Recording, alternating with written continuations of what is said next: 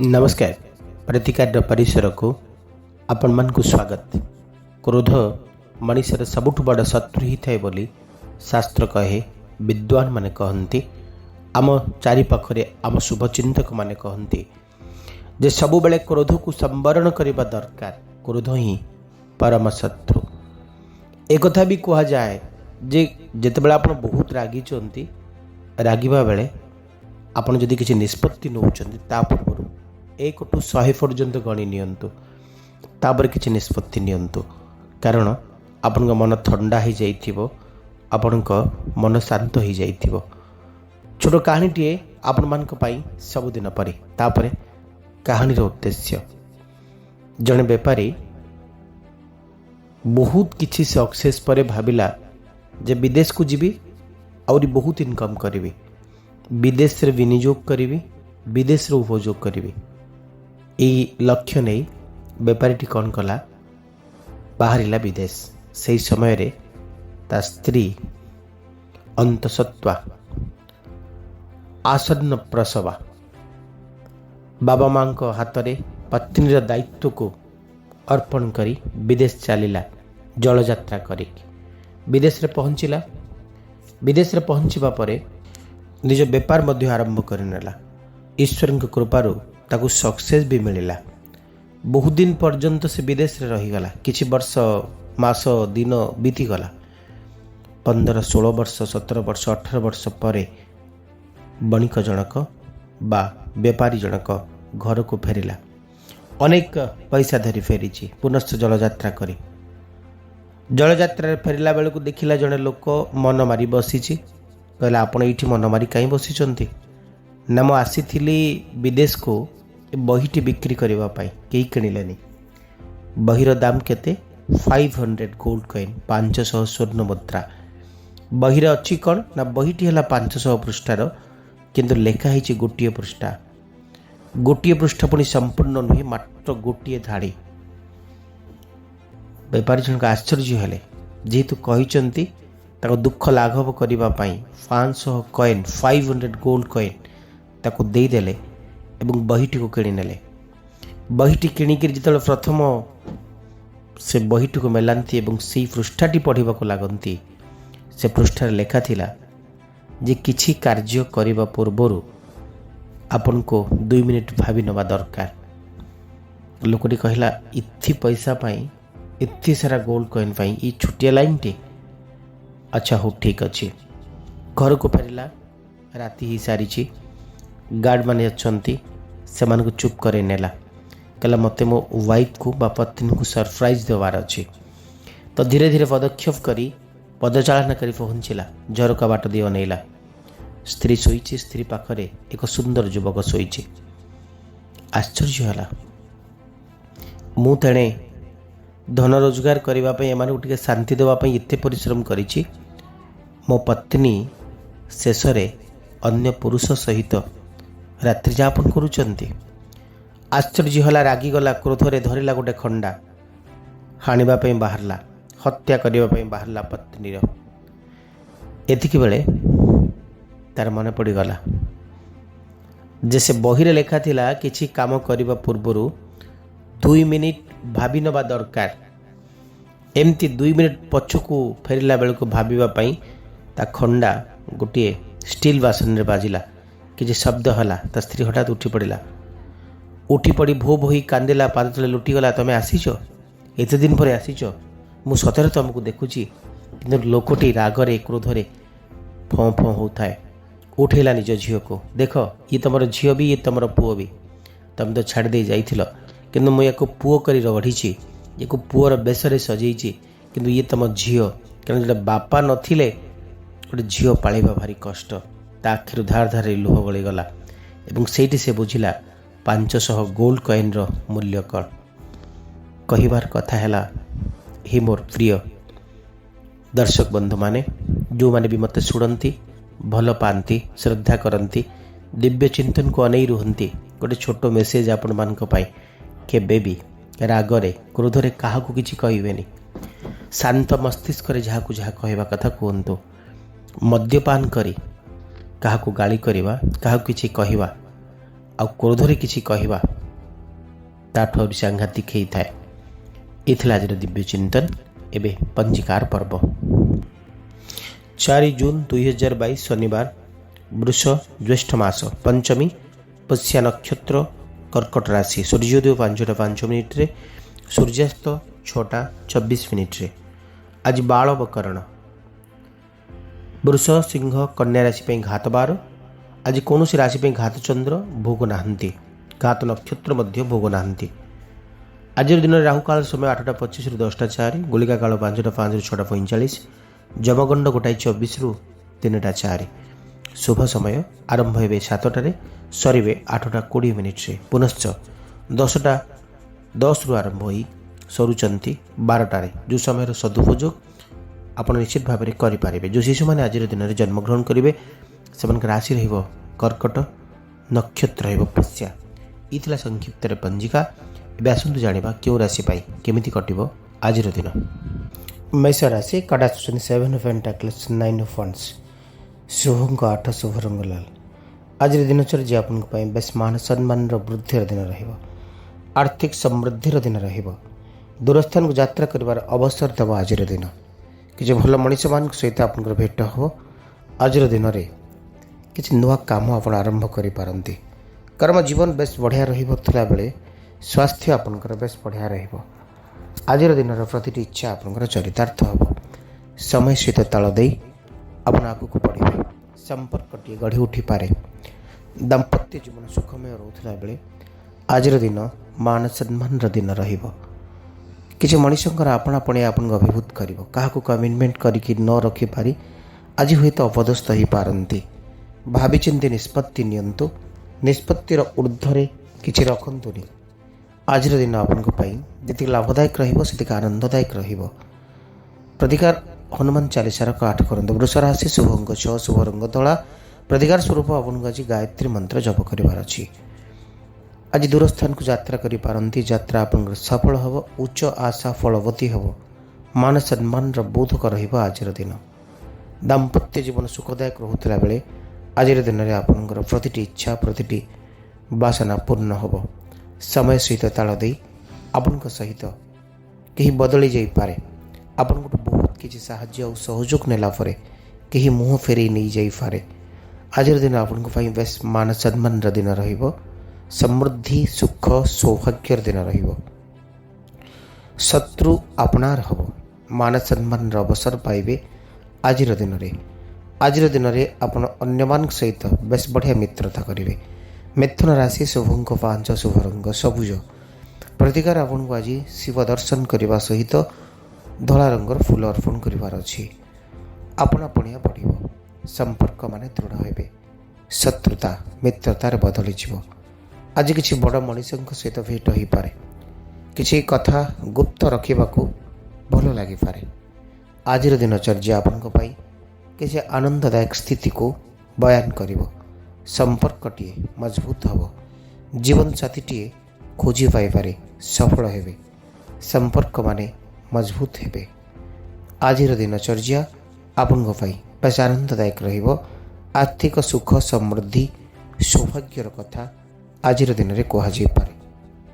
ବନ୍ଧୁତ୍ୱ ପ୍ରାପ୍ତ ହେବେ। ମାନ ସମ୍ମାନର ଦ୍ୱିତକ ରହିବ। କିଛି ନୂଆ କାମ ଆରମ୍ଭ କରିବେ।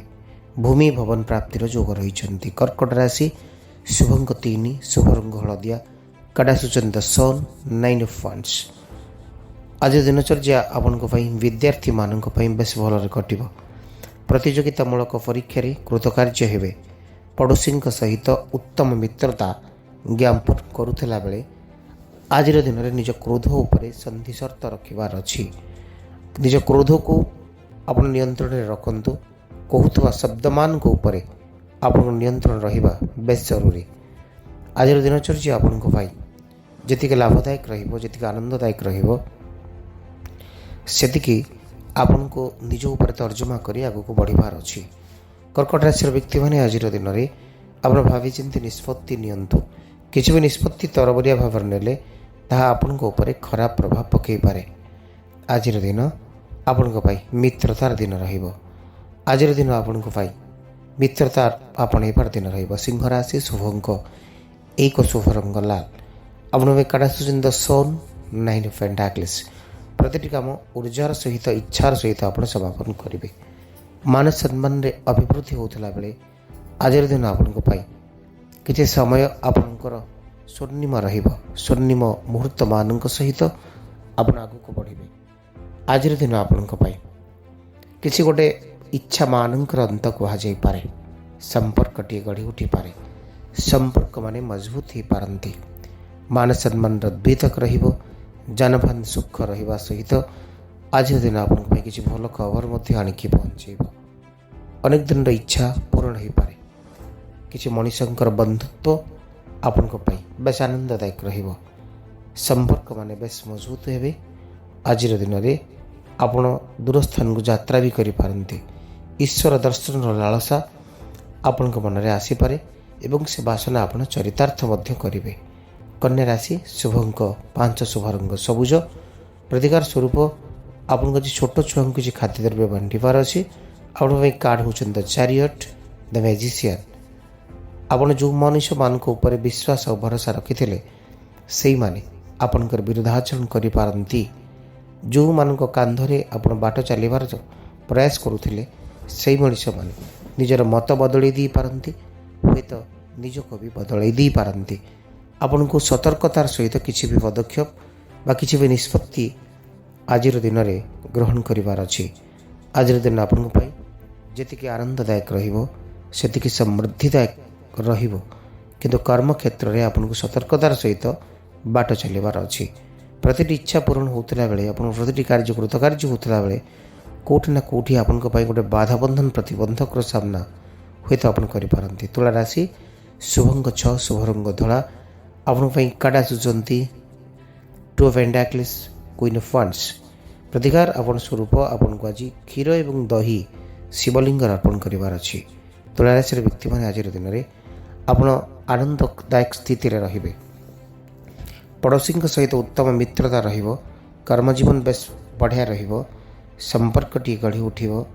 ପାରିବାରିକ ଜୀବନରେ ମିତ୍ରତା ବୋଧ ଦେଖିବେ। ଆଜିର ଦିନ ଆପଣଙ୍କ ପାଇଁ ସମୟ ସହିତ ତାଳ ଦେଇ ଆଗକୁ ବଢ଼ିବାର ସୁଯୋଗ ଆଣିବ। ଈଶ୍ୱର ଦର୍ଶନ ଲାଳସା ଆପଣଙ୍କ ମନରେ ଉଦ୍ରେକ ହୋଇପାରେ। ଆଜିର ଦିନ ଆପଣଙ୍କ ପାଇଁ ବେଶ ଆନନ୍ଦଦାୟକ ସ୍ଥିତିକୁ ଉଦ୍ଘାଟନ କରୁଥିଲା ବେଳେ ଦୂରସ୍ଥାନକୁ ଯାତ୍ରା କରିବେ। ଯାତ୍ରା ଆପଣଙ୍କର ସଫଳ ହେବ। କିଛି ନୂତନ କର୍ମପ୍ରାପ୍ତିର କଥା ନିଶ୍ଚିତ ଭାବରେ ଦେଖାଯାଉଛନ୍ତି। ଯେଉଁମାନେ ଏଣ୍ଟରଟେନମେଣ୍ଟ ଲାଇନ୍ରେ କାମ କରୁଛନ୍ତି ସେମାନଙ୍କ ପାଇଁ ବେଶ ଭଲ ରହିବ ଆଜିର ଦିନ। ବିଛା ରାଶି, ଶୁଭଙ୍କ 8 ଶୁଭ ରଙ୍ଗ ଲାଲ। କାର୍ଡ଼ ଆସୁଛନ୍ତି ଦ ହର୍ମିଟ୍, କାର୍ଡ଼ ଆସୁଛନ୍ତି ଦ ଡେଭିଲ୍। ବିଛା ରାଶି ପ୍ରତିକାର ସ୍ୱରୂପ ଆପଣଙ୍କୁ ଆଜି ବଜରଙ୍ଗ ବାଣ ପାଠ କରିବାର ଅଛି। ଦାମ୍ପତ୍ୟ ଜୀବନରେ ହୁଏତ କଳହର ସୂତ୍ରପାତ ହୋଇପାରେ। ଆଜି ଭାବିଚିନ୍ତି ନିଷ୍ପତ୍ତି ନିଅନ୍ତୁ। ଭାବିଚିନ୍ତି ଶବ୍ଦମାନକୁ ବ୍ୟୟ କରନ୍ତୁ। ଆଜିର ଦିନ ଆପଣଙ୍କ ପାଇଁ ଯେତିକି କର୍ମଦାୟକ ରହିବ ସେତିକି ସ୍ଥିତି ଆପଣଙ୍କର ହୁଏତ ବାଧାବନ୍ଧନ ପ୍ରତିବନ୍ଧକ ଦେଇ ଆଗକୁ ଗତି କରିପାରେ।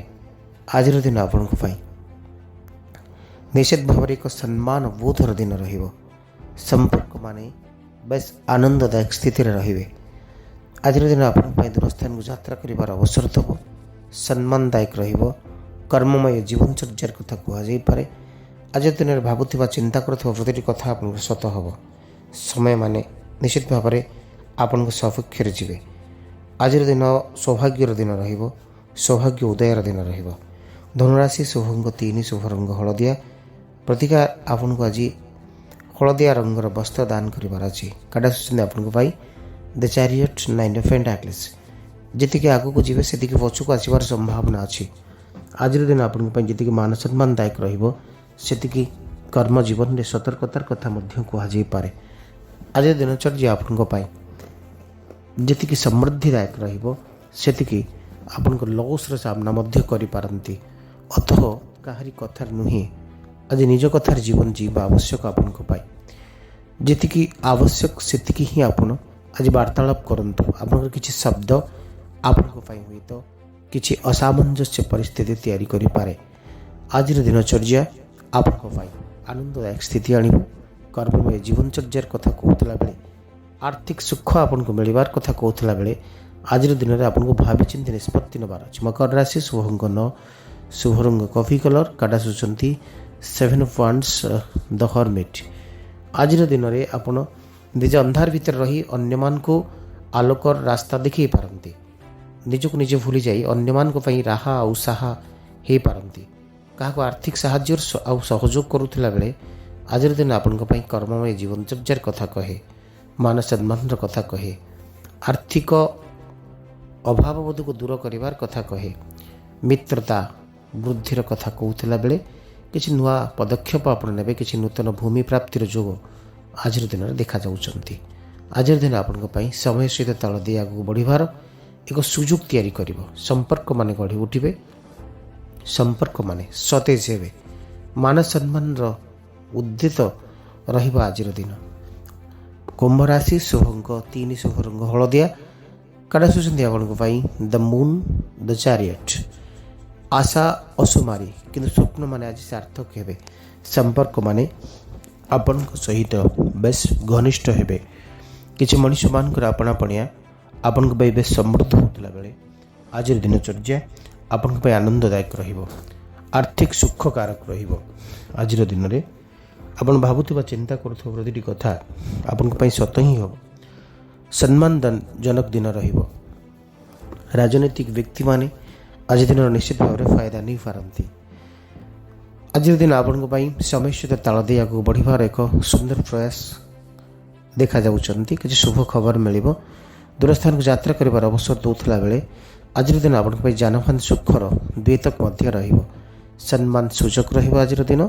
ମୀନ ରାଶି ଶୁଭଙ୍କ 3 ଶୁଭ ରଙ୍ଗ ହଳଦିଆ। କାର୍ଡ ଆସୁଛନ୍ତି ଆପଣଙ୍କ ପାଇଁ କୁଇନ୍ ଅଫ୍ ୱାନ୍ସ, 7 ଅଫ୍ ପେଣ୍ଟାକଲ୍ସ। ଆଜିର ଦିନରେ ସମାଜର ବରେଣ୍ୟ ବିଜ୍ଞ ପ୍ରାଜ୍ଞ ବ୍ୟକ୍ତିମାନଙ୍କ ଗହଣରେ ଆପଣଙ୍କର ସମୟ ବିତିବ। କିଛି ନୂତନ ନିଷ୍ପତ୍ତି ନେବେ। ଅର୍ଥପ୍ରାପ୍ତି ସହିତ ଆଜିର ଦିନର ଆରମ୍ଭ ଘଟିବ ଏବଂ ସୁନ୍ଦର ଅର୍ଥପ୍ରାପ୍ତିର କଥା ମଧ୍ୟ କୁହାଯାଇପାରେ। ଆଜିର ଦିନଚର୍ଯ୍ୟା ଆପଣଙ୍କ ପାଇଁ ସମ୍ମାନଦାୟକ ରହିବ, ଆର୍ଥିକ ସ୍ଥିତିକୁ ମଜବୁତ କରିବ, ସମ୍ପର୍କମାନେ ମଜବୁତ ହେବେ, ମାନ ସମ୍ମାନର ଦ୍ୱୈତକ ରହିବ। କିଛି ଭଲ ସ୍ଥିତିରେ ଆଜି ଆପଣ ରହିବେ। କେହି ଆପଣଙ୍କୁ ଆର୍ଥିକ ସାହାଯ୍ୟ ଓ ସହଯୋଗର ହାତ ବଢ଼ାଇବେ। କିଛି ଅର୍ଥପ୍ରାପ୍ତ ସହିତ ସମ୍ମାନ ପ୍ରାପ୍ତ ଘଟିବ। ସ୍ୱାସ୍ଥ୍ୟ ଆପଣଙ୍କର ବେଶ ଭଲ ରହିବ। ଅନ୍ୟମାନଙ୍କ ସ୍ନେହ, ଶ୍ରଦ୍ଧା, ସମ୍ମାନ ଆପଣ ନିଶ୍ଚିତ ଭାବରେ ସାଉଁଟି ପାଇବେ। ଆଜିର ଦିନ ଆପଣଙ୍କ ପାଇଁ ଦୂରସ୍ଥାନକୁ ଯାତ୍ରା କରିବାର ଅବସର ଦେଉଥିଲା ବେଳେ ଆପଣଙ୍କ ଜୀବନଚର୍ଯ୍ୟାରେ ଆନନ୍ଦ, ସମୃଦ୍ଧି, ସୁଖ, ଶାନ୍ତିର ଦ୍ୱୈତକ ରହିବ। ଆଜିର ଦିନଚର୍ଯ୍ୟା ଆପଣଙ୍କ ପାଇଁ ବେଶ ଲାଭଦାୟକ ରହିବ। ଆଜି ବିଶେଷ ଉପାୟରେ ଗୋଟେ ବଢ଼ିଆ କଥା କହୁଛି, ମନେ ରଖନ୍ତୁ। ଆପଣ କେତେବେଳେ ନା କେତେବେଳେ ଏ କଥାକୁ ଶୁଣିଥିବେ, କାରଣ ଏ କଥା ଆମର ବିଶ୍ୱାସ ବୋଧର କଥା କହେ, ଏ କଥା ଆମର ସମ୍ମାନ ବୋଧର କଥା କହେ। ବେଳେବେଳେ ଆମ ଭିତରେ ଭୟ ଆସେ, ଭ୍ରାନ୍ତି ଆସେ। କେହି କେହି ଏହାକୁ ଅନ୍ଧବିଶ୍ୱାସ କହୁଥିଲା ବେଳେ କେହି କେହି ଏହାକୁ ଗ୍ରହଣ ବି କରି ନିଅନ୍ତି। ଯେମିତି ବିଲେଇ କେତେବେଳେ ନା କେତେବେଳେ ଆପଣଙ୍କର ରାସ୍ତା କାଟିଥିବ ଏବଂ ସେତେବେଳେ ଆପଣଙ୍କ ମନରେ ବି ଭୟ ସଞ୍ଚାର ହୋଇଥିବ। କାରଣ ଆମ ଜନମାନସରେ ଗୋଟିଏ କଥା ସବୁବେଳେ ପ୍ରଚାରିତ ହେଇଛି ଯେ ବିଲେଇ ଯଦି ଆଗରେ ରାସ୍ତା କାଟେ ଗାଡ଼ିରେ ଥିଲାବେଳେ ତେବେ କ'ଣ ଘଟିବ। ତା'ର ସୁନ୍ଦର ପ୍ରଭାବ ଆପଣମାନଙ୍କ ଜୀବନ ଉପରେ ରହିଛି। ସେ ସମ୍ପର୍କରେ ଆଜି ବିଶେଷ ଉପାୟରେ ମୁଁ କହିବାକୁ ଚାହିଁବି। ବିଲେଇ ରାସ୍ତା କାଟିଲେ କିଛି ଖରାପ ନାହିଁ, କିନ୍ତୁ ବୈଦିକ ଜ୍ୟୋତିଷ କହେ ଯେ ବିଲେଇ କେତୁଙ୍କର ବାହନ, ବିଲେଇ ରାହୁଙ୍କର ବାହନ। ରାହୁ ଏବଂ କେତୁଙ୍କର ପ୍ରତୀକାତ୍ମକ ଶବ୍ଦ ଭାବେ ବିଲେଇକୁ କିଛି ଶାସ୍ତ୍ର ଗ୍ରହଣ କରିଥାଏ। ବିଶେଷ ଭାବରେ ରାହୁର ସବାରୀ ବା ରାହୁର ବାହନ ଭାବେ ବିଲେଇକୁ ଗ୍ରହଣ କରାଯାଇଥାଏ। ଯେତେବେଳେ ବିଲେଇଟି ରାସ୍ତା କାଟେ ସେତେବେଳେ କୁହାଯାଏ ଯେ ରାହୁ କାହାର କିଛି ଶବ୍ଦ ଘଟିବ କି, କାହା ସହିତ ଝଗଡ଼ା ହେବ କି, କିଛି ଆକ୍ସିଡେଣ୍ଟ ହେବ କି। ତ ଯେମିତି ଏ ଆପଣଙ୍କ ସହିତ କେତେବେଳେ ନା କେତେବେଳେ ଘଟିଥିବ। ଯଦି ଏମିତି କେବେ ବି ଘଟୁଛି ତ ଆପଣ କିଛି ନାହିଁ, ଆପଣ ଗାଡ଼ିଟିକୁ ଷ୍ଟାର୍ଟ ବନ୍ଦ କରିଦିଅନ୍ତୁ ଏବଂ ରାଙ୍ଗ ରାହବେ ନମଃ ଏ ମନ୍ତ୍ରକୁ 3 ଥର କହିଦିଅନ୍ତୁ। ରାଙ୍ଗ ରାହବେ ନମଃ। କିନ୍ତୁ ଯଦି ବାମ ପଟୁ ଡାହାଣ ପଟକୁ ବିରାଡ଼ିଟି ରାସ୍ତା କାଟୁଛି ସେଟା ଆପଣଙ୍କ ପାଇଁ ଖରାପ ହେଇଥାଏ। କେବଳ ଯେ ରାସ୍ତା କାଟିଲେ ହେଇଯିବ, ଆପଣଙ୍କ ପାଇଁ ବିପଦ ଆସିବ ସେମିତି ନାହିଁ। ବିଲେଇଟି ଯଦି ଅତି ଦୁଃଖରେ, ଯେମିତି କୁକୁରଟିଏ ଗୋଡ଼ଉଛି କିମ୍ବା ତାକୁ କେହି ଶିକାରୀ ଗୋଡ଼ଉଛି, ସେ ବିକଳରେ ଦୌଡ଼ିଛି ଆପଣଙ୍କ ରାସ୍ତା କାଟି ନେଲା, ତାହା ଅଶୁଭ ହୋଇଥାଏ। ବା 2ଟି ବିରାଡ଼ି ଯଦି ବାଡ଼ାବାଡ଼ି ହେଇକିରି ଆପଣଙ୍କ ରାସ୍ତା ଆଗରେ ପଡ଼ିଗଲେ ସେଟା ମଧ୍ୟ ଅଶୁଭଦାୟକ ହେଇଥାଏ। ସେ ସ୍ଥିତିରେ ଆପଣଙ୍କୁ ଏ ମନ୍ତ୍ରଟି ଜପିବାକୁ ପଡ଼ିବ, ରାଙ୍ଗ ରାହବେ ନମଃ। କେବଳ ଏତିକି ନୁହେଁ, ଯଦି ବିରାଡ଼ି ଆପଣଙ୍କ ଘରେ କାନ୍ଦିବା ଆରମ୍ଭ କରେ, ଯେମିତି କୁକୁର ବି କାନ୍ଦେ, ବିରାଡ଼ି ବି କାନ୍ଦନ୍ତି, ଯଦି କାନ୍ଦିବା ଆରମ୍ଭ କରେ ଆପଣ ଭାବନ୍ତୁ ଯେ ବିରାଡ଼ି କାନ୍ଦିବାଟା ଗୋଟେ ଅଶୁଭ ସୂଚନା ହେଇଥାଏ ବା ଅଶୁଭ ଶକୁନ ହେଇଥାଏ, ତ ଆପଣଙ୍କୁ ଅତି ତୁରନ୍ତ ଘରେ ଶ୍ରୀମଦ୍ ଭଗବତ ଗୀତାର ଯଜ୍ଞ ଆଦି କାର୍ଯ୍ୟ କରିବା ସହିତ ଆପଣଙ୍କୁ ସତ୍ୟନାରାୟଣଙ୍କର ପୂଜା ବିଧାନ ମଧ୍ୟ କରିବା ଆବଶ୍ୟକତା ରହିଛନ୍ତି। କେବଳ ସେତିକି ନୁହେଁ, ଯଦି ଆପଣ ଦେଖୁଛନ୍ତି ଯେ ଅତର୍କିତ ଭାବରେ ବିରାଡ଼ିଟିଏ ଆପଣଙ୍କ ଉପରକୁ ଡେଇଁ ପଡ଼ିଲା, ଡେଇଁବା ସହିତ ନଖରେ ଆଘାତ କଲା, ଯେଉଁ ସ୍ଥାନକୁ ବିରାଡ଼ି ନଖରେ ଅତର୍କିତ ଭାବରେ ଡେଇଁକିରି ଆକ୍ରମଣ କରେ ସେ ଆପଣଙ୍କ ପୋଷା ବିରାଡ଼ି ହୋଇନଥିବା ଦରକାର, ତେବେ ତାହା ମଧ୍ୟ ଏକ ଅଶୁଭ ସୂଚନା ଦେଇଥାଏ। ଏହି କ୍ଷେତ୍ରରେ ଆପଣଙ୍କୁ ସେବେଠୁ କୁକୁର ଏବଂ ବିରାଡ଼ିକୁ ଖାଇବାକୁ ଦେବା ଆରମ୍ଭ କରିବାକୁ ପଡ଼ିବ ଏବଂ ତାହା ସହିତ ରାହୁଙ୍କର ଯେତିକି ଦାନ ବସ୍ତୁ ରହିଲା, କଳା ରଙ୍ଗର ବସ୍ତ୍ର ହେଲା, ଆପଣ ସେସବୁକୁ ଦାନ କରିବା ଆରମ୍ଭ କରିବେ ଏବଂ ଯେଉଁ ଭାଇମାନେ ମେହିନ୍ତର ଭାଇମାନେ ଅଛନ୍ତି ସେମାନଙ୍କୁ ଆପଣ କଳା ରଙ୍ଗର ବସ୍ତ୍ର ଦାନ କରିବା ସହିତ ଭୁରି ଭୋଜନ ମଧ୍ୟ ଅର୍ପଣ କରିବାର ଆବଶ୍ୟକତା ରହିଛନ୍ତି। ଏଥିରେ ଆଜିର କାର୍ଯ୍ୟକ୍ରମ ସମୟ ଶୋକୁ ଏଣ୍ଡ ଅପ୍ କରିବାକୁ ଆପଣଙ୍କୁ ଭଲ ପାଇବା କମେଣ୍ଟ ବକ୍ସରେ ଲେଖିବେ। ଲାଇକ୍, ସେୟାର ଆଉ ସବସ୍କ୍ରାଇବ୍ କରିବେ। ରହୁଛି, ନମସ୍କାର।